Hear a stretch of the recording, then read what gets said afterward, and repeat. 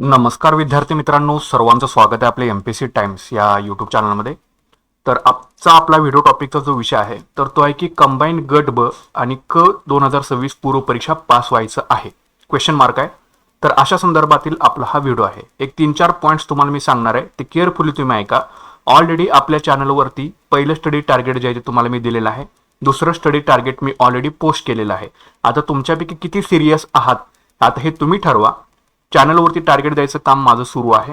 तुम्हाला ते फॉलो करायचं असेल तुम्ही फॉलो करू शकता किंवा त्याचा आधार घेऊन तुम्ही तुमच्या पद्धतीने टार्गेट तुम्ही सेट करू शकता. लक्षात घ्या, वेळ कमी आहे आपल्याकडं. परीक्षा जी आहे ती कंबाईन गट ब ची आहे पूर्व परीक्षा जूनमध्ये आणि गट क ची आहे जुलैमध्ये. तर आपल्याकडे हार्डली एक तीनच महिने आपण तसं कन्सिडर करून चालूया.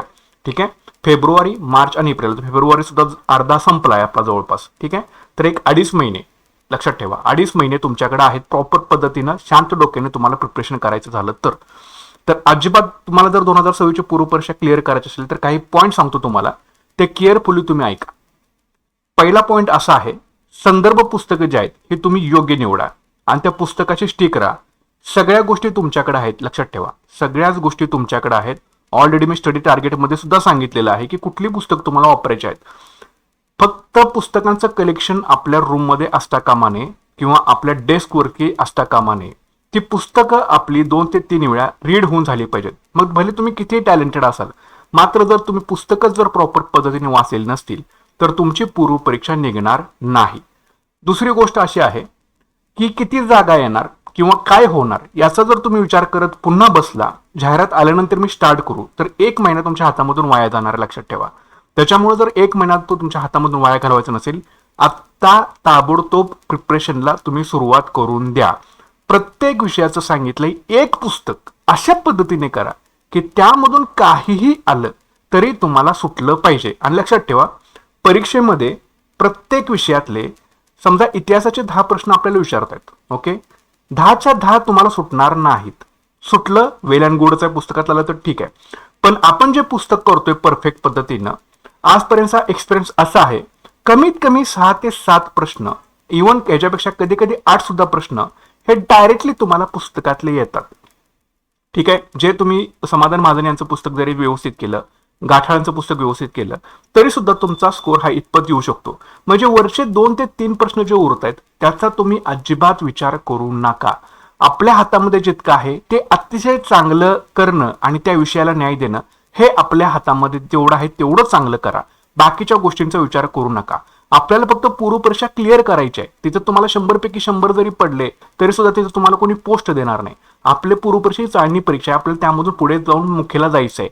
यासाठी बाकीच्या 2-3 प्रश्नांचा विचार करून जर तुम्ही पुन्हा रिसर्च करायला लागला, संशोधन करायला लागला त्या विषयात, तर तुमचा सिलेबस उरकणार नाही आणि तुमची उजळणी देखील होणार नाही.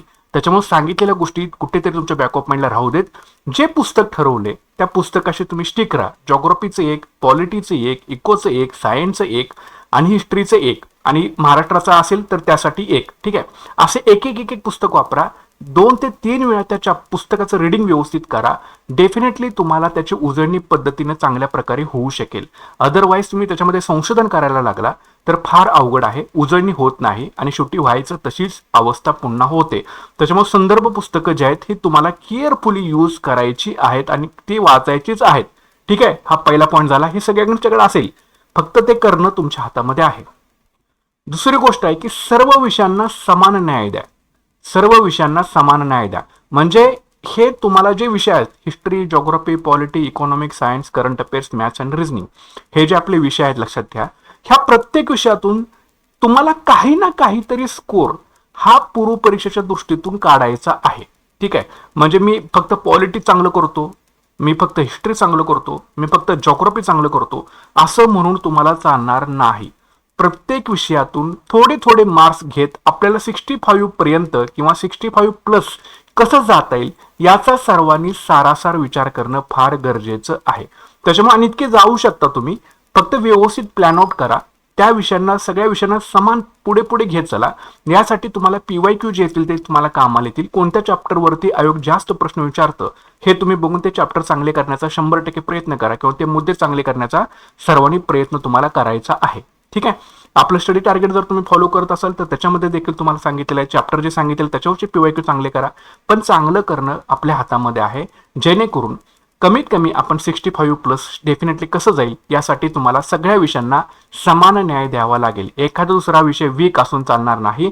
मॅथ्स रिजनिंग जर तुमचं वीक असेल तर तिथे फटका बसतो, सायन्स वीक असेल तर तिथे फटका बसतो. ऍटलिस्ट त्यामधून 55%, 60% जे तुमचे वीक सब्जेक्ट आहे त्यामधून स्कोर काढण्याचा तुम्ही डेफिनेटली प्रयत्न जो आहे हा इथून पुढे तुम्हाला करायचा आहे. तिसरा विषय आहे की गणित आणि बुद्धिमत्ता आणि चालू घडामोडी ह्या विषयांची तुम्हाला रोज तयारी करायची आहे, रोज तयारी करायची आहे. याला कुठलेही एक्सक्युजेस देऊ नका. ठीक आहे, दररोज करायचं आहे. परीक्षा तोंडावर आल्यानंतर 15-20 दिवस मी गणित करतो, बुद्धिमत्ता करतो, चालू घडामोडी करतो, होत नाही. आत्तापासूनच या विषयांची तुम्ही डेफिनेटली तयारी जी आहे ती केली पाहिजे. मी म्हणतोय आपण जे टार्गेट दिलेलं आहे ते चॅप्टर्स तुम्ही एकदा बघून घ्या, ते व्हिडिओ सगळे बघून घ्या, किंवा तुम्ही तुमच्या पद्धतीने एखादा चॅप्टर डिसाईड करा. समजा शेकडेवारी तुम्ही गणितामधलं ठरवताय, ओके, आणि जे त्या पुस्तकामधले असतील ते ॲटली बघून सोडवा. बघून एकदा लिहून काढा, काही फरक पडत नाही, एकदा सवय लागू दे, बघून लिहून काढा. नंतर त्या टाईपचं तुम्ही एक्झाम्पल सोडवा. ठीक आहे, अशा पद्धतीने तुमचा कॉन्फिडन्स जो आहे तो बुस्टअप होत जाणार आहे. समजा दिशाज्ञान चाचणी तुम्ही बुद्धिमत्तेचं करताय, आजपर्यंत आलेले PYQ बघा, ते बघून सोडवा. नंतर पुन्हा हळूहळू जसं कॉन्फिडन्स तुमचा बिल्डअप होईल तसं त्या टाईपचे अजून एक्झाम्पल सोडवा. पण सुरुवात करा. दररोज 5, 10, 15, 20 प्रश्न उत्तरं त्याची लिहून काढा. याला सेपरेट नोटबुक घाला आणि या विषयाकडे थोडंसं गांभीर्यपूर्ण बघा. चालू घडामोडी देखील तुम्हाला मी टार्गेटनुसार जे चॅप्टर दिलेले त्यानुसार तुम्ही करा, किंवा तुम्ही ज्या पद्धतीने तुमचं प्लॅन आउट केलं असेल त्यानुसार करा.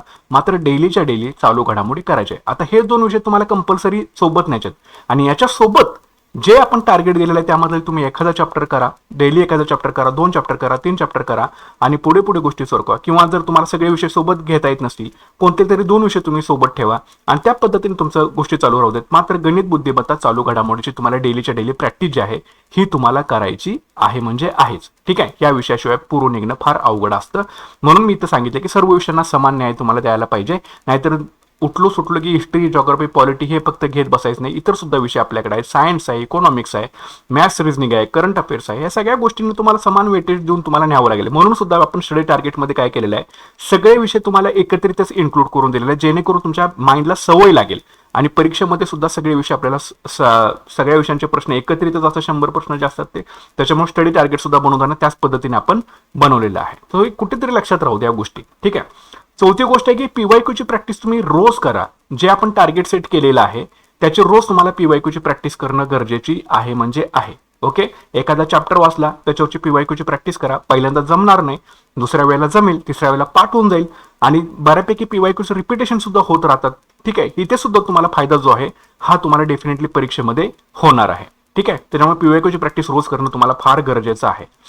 आणि हे जे तुम्हाला 3-4 पॉईंट मी सांगितलेले आहेत हे फार महत्वाचे, लक्षात ठेवा. हे बेसिक आहे, अतिशय बेसिक आहे, पण हे महत्वाचं आहे. आणि इथेच आपण इग्नोर करतो, आणि सगळ्या गोष्टी आपल्या हातामध्ये असून सुद्धा आपण आपली पूर्व परीक्षा काढू शकत नाही. याच्यासारखी दुसरं दुर्दैवाची बाब कुठली नाहीये. त्याच्यामुळे जर तुम्हाला 2026 ची पूर्व परीक्षा काढायची असेल, लक्षात घ्या हे जे सांगितलेले पॉईंट्स आहेत. एक पुस्तक समाधान महाजन भारताचा इतिहास, गाठाळ महाराष्ट्राचा इतिहास, भूगोलाला तुम्ही सौदी करा, सौदी करा, कोळंबेंचं करा, कोळंबेंचं करा, दीपस्तंभ करा, दीपस्तंभ करा. ठीक आहे, पॉलिटीला कोळंबेंचं करा किंवा लक्ष्मीकांतचं करा, कुठलं एक करा. इकॉनॉमिक्सला कोळंबेंचं करा किंवा किरण देशलांचा भाग्य करा. सायन्सला बसकेंचं करा किंवा दीपस्तंभचं करा, कुठलं एक करा, पण चांगलं करा. ठीक आहे, करंट अफेअर्सला सिम्प्लिफाईडचं वापरा आणि सोबत JK MCQ सोडवा. गणित बुद्धिमत्तेला ढवळेंचं वापरा किंवा आर्यगणितचं वापरा. एवढंच करायचं आहे. इतकंच तुम्हाला 2 ते 3 वेळा ते पुस्तक जे आहे ते वाचून काढायचे सगळे, आणि त्याच्यावरचे सगळे PYQ ची प्रॅक्टिस तुम्हाला चांगली करायची, आणि जास्तीत जास्त उजळणी करायची आहे. 100% तुमची पूर्व परीक्षा जी आहे ते निघून जाईल. मात्र फक्त विचार करत राहिला, याच्या जागा येतील का, त्याच्या जागा येतील का, किती जागा येतील, माझं होईल का, हे होईल का. आधी ऍक्शन घ्या. बाकीचे जे काही रिझल्ट येतील ते पुढच्या वेळेला बघू. ठीक आहे, पण आज मला 24 तासात काय करायचं आहे याचा तुमच्याकडे प्लॅन आउट असणं फार गरजेचं आहे. डेफिनेटली तुम्हाला यश मिळाल्याशिवाय राहणार नाही. सांगितलेल्या गोष्टी कुठेतरी तुमच्या बॅक ऑफ माइंडला राहू देत. व्हिडिओ ही सारखे याच्यासाठी बनवतोय की लवकरात लवकर तुम्ही एखादी पोस्ट काढून यामधून लवकरात लवकर बाहेर पडावं, एवढीच अपेक्षा आहे. वर्षानुवर्ष याच्यामध्ये खितपत पडण्यात काही सुद्धा पॉईंट नाही.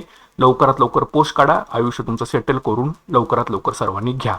आणि व्हिडिओ आवडत असतील तर आपलं चॅनल सर्वांनी सबस्क्राईब करून ठेवा. बरेचसे व्हिडिओज तुम्हाला अजून एज्युकेशनचे सुद्धा आपल्या चॅनलवरती येणार आहेत. मोटिवेशनचे तरी आपले येतच राहतात, जे रियालिटी असते आपण सांगत राहतो चॅनलवरती. ठीक आहे, काही बाबी तुम्हाला पटत असतील, काही बाबी तुम्हाला खटकत असतील, तरी सुद्धा जे रियालिटी आहे ते मी सांगायचं माझं काम आपल्या चॅनलच्या माध्यमातून करत राहतो. पहिले स्टडी टार्गेट ऑलरेडी संपलेलं आहे, दुसरं स्टडी टार्गेट ऑलरेडी सुरुवात झालेली आहे. तुम्ही त्या जाऊन त्या व्हिडिओ तुम्ही बघून घ्या एकदा आणि ते पद्धतीने फॉलो करण्याचा प्रयत्न करा. स्वतःला चॅलेंज द्या. चॅलेंज दिल्याशिवाय कुठल्याही गोष्टी तुम्हाला होणार नाही. आणि मेन म्हणजे डिसिप्लिनमध्ये राहा. डेफिनेटली तुम्हाला यश मिळाल्याशिवाय राहणार नाही. भेटूयात पुढच्या व्हिडिओ सेशनमध्ये. Thanks for watching guys and all the best.